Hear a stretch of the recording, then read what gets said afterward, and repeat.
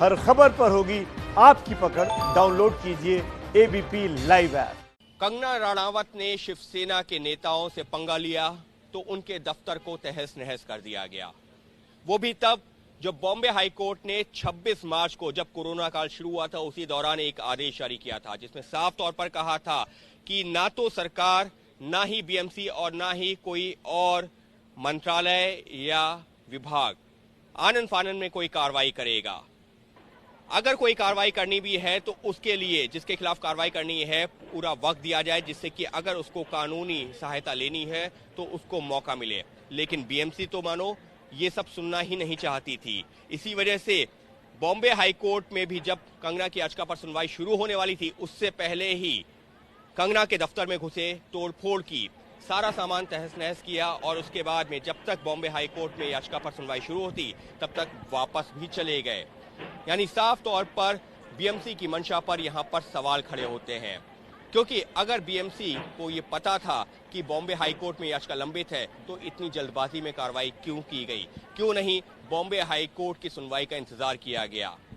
Bombay high court में सुनवाई हुई तो ये सारे तथ्य भी कोर्ट के सामने रखे गए कंगना के वकील के द्वारा, जिसके बाद में बॉम्बे हाईकोर्ट ने बीएमसी यानी कि बॉम्बे म्युनिसिपल कॉर्पोरेशन से जवाब मांगा है। यहाँ ये साफ कर देना जरूरी है, बॉम्बे म्युनिसिपल कॉर्पोरेशन पे कब्जा किसका है? शिवसेना का। वही शिवसेना जिसके नेताओं के खिलाफ कंगना रणावत ने मोर्चा खोला हुआ था। और कंगना रणावत के जब ऑफिस पर नोटिस चिपकाया था बीएमसी ने, तो उन्होंने जवाब भी दिया था। उन्होंने कहा था कि मुझको विस्तार से जवाब देने के लिए 7 दिन का वक्त चाहिए, क्योंकि मेरे दफ्तर में कोई भी अवैध अतिक्रमण या निर्माण नहीं है। लेकिन बीएमसी ने 24 घंटे का नोटिस दिया। 24 घंटे के बाद में जो कंगना का जवाब आया उसकी अनदेखी करते हुए कार्रवाई भी शुरू कर दी।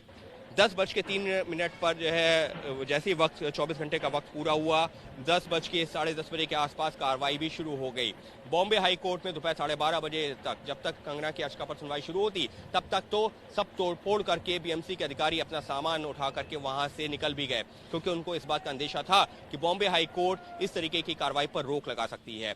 यहाँ ये साफ कर देना जरूरी है कि 26 मार्च को जो बॉम्बे हाई कोर्ट का आदेश था, जिसमें यह कहा गया था कि कोई भी किसी भी जो है शख्स के खिलाफ, किसी भी इमारत के खिलाफ कहीं डिमोलिशन या और जो बाकी कार्रवाई, विरोधात्मक कार्रवाई तब तक नहीं होंगी जब तक ये कोरोना काल चल रहा है। अगर करना भी है तो बहुत तेजी से नहीं, आराम से कीजिए, जिससे कि अगर किसी शख्स के खिलाफ वो कार्रवाई होनी है उसको पूरा मौका मिले अपनी कानूनी साधनों को, कानूनी प्रक्रिया का इस्तेमाल करने का। लेकिन यहाँ बॉम्बे हाईकोर्ट तो, वो बॉम्बे हाईकोर्ट के उस आदेश पर तो बीएमसी अमल करना ही नहीं चाहता था।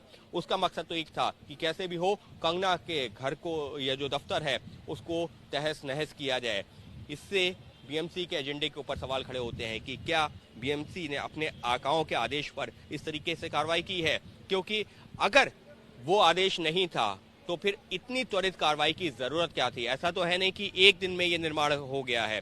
ये पिछले कई सालों से था, कई सालों पहले निर्माण हुआ था, कई सालों से स्ट्रक्चर बना हुआ था, तो आखिर अभी ये कार्रवाई की हो, वो भी इतनी जल्दबाजी में, वो भी तब जब कंगना ने खुद कहा था कि वो जवाब देंगी, 7 दिनों की वक्त चाहिए क्योंकि कोई अवैध निर्माण नहीं है। तो आखिर कंगना को जवाब देने का वक्त तक क्यों नहीं दिया गया? निश्चित तौर पर यह ऐसा मामला है जो सीधे से बीएमसी के ऊपर सवाल खड़े करता है। यहाँ पर बीएमसी का रवैया ये दिखाता है कि कंगना के खिलाफ की गई कार्रवाई बदले की कार्रवाई है, और बदला जो है किसके थ्रू लिया गया है? अगर ये कहा जाए कि शिवसेना जो है सत्तारूढ़ है बीएमसी पर, और शिवसेना के नेता और कंगना रणावत के बीच में ही ये जो वाद विवाद चल रहा था, तो ये कहना गलत नहीं होगा कि शिवसेना के नेताओं के इशारे पर ही सत्तारूढ़ बीएमसी, जो शिवसेना के जिस पर कब्जा है, उसने वो काम किया जो खुद शिवसेना के नेता या जो शिवसेना पार्टी के तौर पर नहीं कर पा रही थी, यानी कि दफ्तर में घुस करके सीधे तोड़फोड़। अगर यही कार्रवाई 2-4 दिन बाद होती, हाईकोर्ट की सुनवाई के बाद होती, तो शायद ये सवाल नहीं उठते। लेकिन आज की तारीख में ये सवाल उठना लाजमी है कि आखिर हाईकोर्ट की सुनवाई तक का इंतजार क्यों नहीं किया गया?